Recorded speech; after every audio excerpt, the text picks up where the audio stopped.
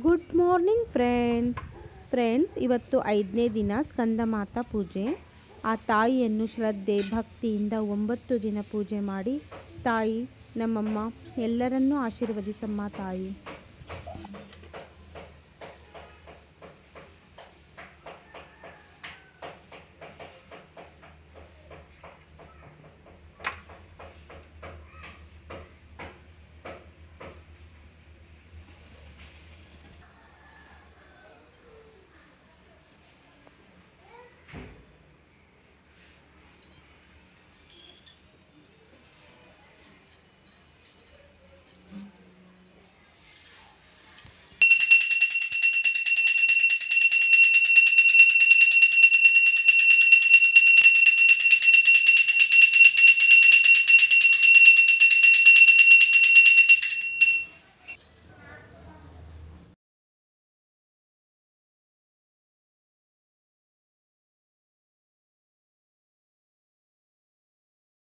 ಸ್ಕಂದಮಾತಾ ನವರಾತ್ರಿಯ 5ನೇ ದಿನ ಮಮತಾಮಯಿ ಹಾಗೂ ಮಾತೃ ಸ್ವರೂಪಿಯಾದ ಸ್ಕಂದಮಾತೆಯನ್ನು ಆರಾಧಿಸಲಾಗುತ್ತದೆ.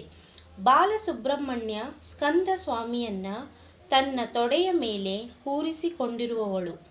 ಈಕೆಗೆ 4 ಭುಜಗಳಿದ್ದು ತನ್ನ ಕೈಗಳಲ್ಲಿ ಕಮಲವನ್ನು ಹಿಡಿದಿದ್ದು ಎಡಗೈಯಲ್ಲಿ ವರಮುದ್ರೆಯನ್ನು ಹಿಡಿದಿದ್ದಾಳೆ. ಸ್ಕಂದಮಾತೆಯನ್ನು ಪೂಜಿಸುವುದರಿಂದ ಸ್ಕಂದನನ್ನು ಆರಾಧಿಸಲಾಗುತ್ತದೆ ಮತ್ತು ತನ್ನ ಭಕ್ತರನ್ನು ಮಕ್ಕಳಂತೆ ಕಾಪಾಡುತ್ತಾಳೆ. ಜೈ ಸ್ಕಂದಮಾತಾಯ ನಮೋ.